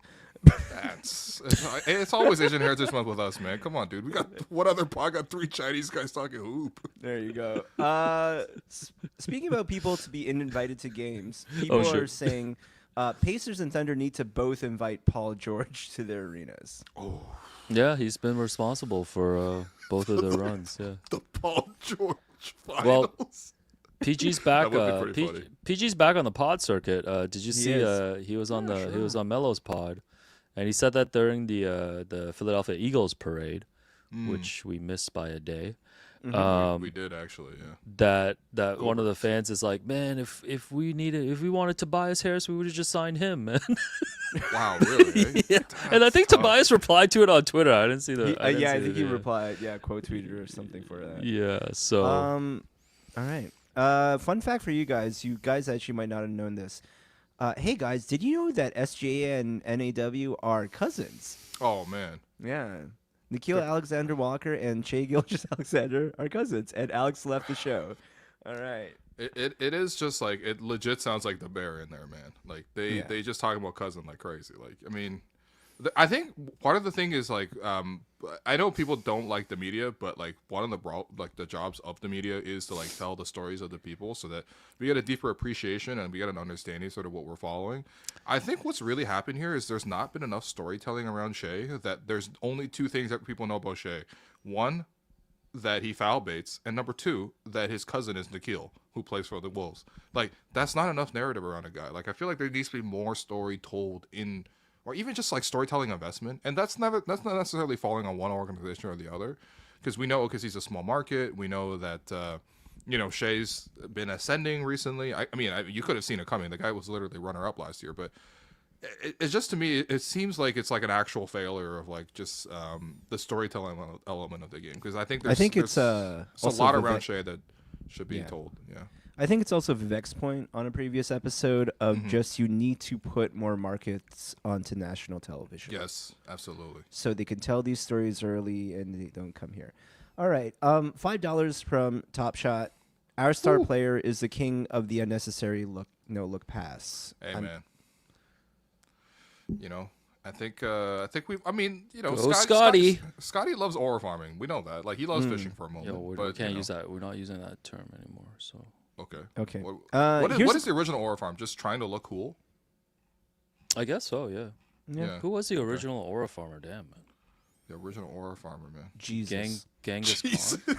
No, he was an aura carpenter. Jesus Christ. Yeah. Just going around saying Jesus he's was- a oh, son. I was gonna say something crazy. All right, keep going. Let's not do that. Let's move on to the next thing on, here. Guys, a question for you. We have talked often about the various attractiveness between GMs, actors. Here's a random one. Okay. Do you guys find Aaron Gordon attractive? Let's put up a picture of Aaron Gordon. Hold on. You can look at some Aaron photos. Gordon. Not that I don't know what Aaron Gordon looks like, but yeah. I think I have a Aaron photo of Gordon's him handsome. from some. I think he's a good-looking guy. How about you, Alex? I'm pass on this one. Yeah. Really? Pass on the question altogether. Mhm. Okay. Yeah. No, Aaron's handsome. I think Aaron. Aaron he Gordon's a glowed up good-looking too, guy. because I feel like Orlando Magic. Aaron Gordon has zero aura. Like, I'm sorry, but but I think after winning the championship, he's got a little bit. He's a good looking guy, man. Shouts to Aaron Gordon. Okay. Yeah, right. Too big of a tattoo on his shoulder, though, I have to say. But that's just NBA tattoos someone in said general. mid AF. Calling Dang. NBA players looks mid as fuck is so funny. That is really funny. Okay, here we have some. We got nope. We got a no. Really? Damn.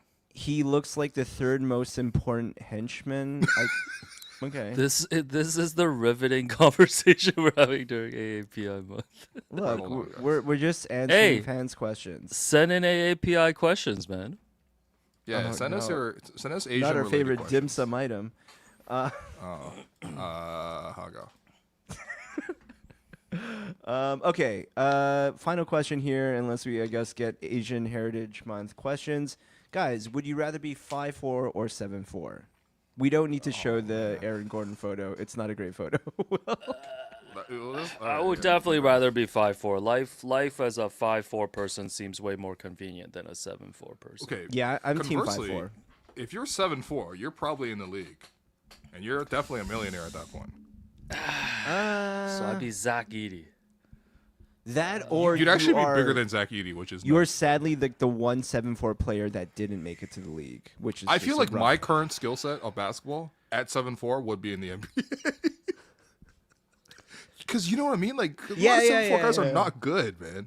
Yeah. Like, they're straight up bad. Look at Gobert. No offense to Gobert. Defensively, obviously great. But, But like, this is a slight drag, but I'm like, I tell you currently as the tallest player in most games to play tall, and you still won't do it. oh, but yeah, I guess I'm assuming I get great fitness too, by the way, which I'm Fair also enough, fair lacking. enough, fair I'm not just lacking height. Actually, I have plenty of height. Actually, it's just zero fitness and yeah. 7'4", I don't know, man. Even if you make an NBA, it's a lot of obligations too. You know, like What? gotta do CCYA stuff in the summer. I'm down. I'm Asian. I'm in an NBA. Let's do it, baby. Oh man, Yeah, what's gonna be the arc on that hook shot? it's gonna look good, man. Come on, man. Is this clip gonna make Johnson's IG page too? I'm Miles Turner. Well, we mentioned his name now, so Johnson. Do you want Johnson, to clip this right now? shouts to you and Shouts to Bonnie him. too. Would you guys actually rather be 5'4"? For The real? question is, Yeah, of be course, Wemby or man. Tom Cruise? I mean, just in reference to height, I don't know if I want to be Tom Cruise. Damn, So, that's a tough one. I would be Tom I- Cruise. Really? Yeah, I think between two, like there's so many complications that come with that height. I mean, isn't Tom Cruise a Scientologist? Yeah, no. I we're mean, just I'm not talking height gonna, right I'm not now. gonna I mean, no embrace, judgment, I'm not I'm gonna just- embrace all his characteristics. Oh, okay. Okay. You'd be selective.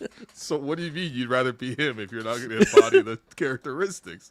This Great is to Will's Scientology point. book, yeah. Learn a 3-ball at 7'4" and you're an instant millionaire. That's what I'm saying. You also just might have like a very difficult life moving forward after that. Just like health wise and everything. I don't know that it's worth it. You don't think you have a difficult life at 5'4"? Yeah. Sorry. Oh, I'm not here's trying a to disparage the short kings Asian out there. heritage This is question. all you, When man. are we getting dim sum tier list? I'm sure you guys have done it a million times. And when are you taking Samson? Damn, Jerome. That's what we do. We just out here being like, what's better? Argal or Carrick? Yeah, you guys want AAPI? You gotta ask AAPI questions, man, and not these API ones. questions. Yeah, I mean, I don't know, man. That wasn't fair to Alex. You know that, man. You come on, Alex. You know you're the number one. You know. What is this? Oh, the Asian Samson part. Possessive part. Co-host? I don't know what to say. You're good, bro. Oh, I'm glad we cleared the air on this podcast. Oh, Good man. let's end the stream. I From checked Coco- out 7 Oh, yeah, minutes sorry. ago. From Coco here, just Will, I am 5'2". The quality of life is fine. LOL. That's why I took it back. My bad to all the Shark Kings and Queens and everybody out there, because obviously people are just 5'4" pretty normally. Would you rather be Yao Ming or Jeremy Lin? Is this that from one's Sexy Beast Kai, or are you just a regular Kai? Yeah. This is another this- Kai, man. Just let this is another another Kai Kai. exist. Yeah. God damn it, man. What's going on? It slaps at 1 a.m. That's a great question. Call it, Yao guys. Ming's kind of big nowadays, man. I don't know. I'd rather be Jeremy Lin. Okay. Yeah. All right. What about you guys? And on that note, thank you, everyone. We're going to call it here. Thank you, everyone, for tuning in. Will, can you close out the show for us? Yeah, thanks everyone for listening. Let us know, what you guys want to do with RJ long term. Is Shai overhated? Was this an instant classic? Would you rather be Yao Ming or Jeremy Lin during Asian Heritage Month? Would you come to a Will Lu lookalike contest hosted by Alex Wong? What does the winner even get, by the way, in this instance? They get to hang out with you for an entire day. Yeah. Okay, yeah, that sounds kind of fun. As two, I thought you as were a actually Will gonna give Lu away and a more Will Lu merch. lookalike. Yeah. Like you might have given away at certain poker nights. Oh yeah. We'll Oh, play yeah, that that's another right. time. We're not going to close with that? All right. Well, No. nope. Thanks everyone for listening. I appreciate everyone for staying up late. Next time we'll do this. We'll obviously go back to daytime, but this is a fun game. Appreciate all of you guys for staying up. This has been a Hello and Welcome podcast presented by Betway. See you then.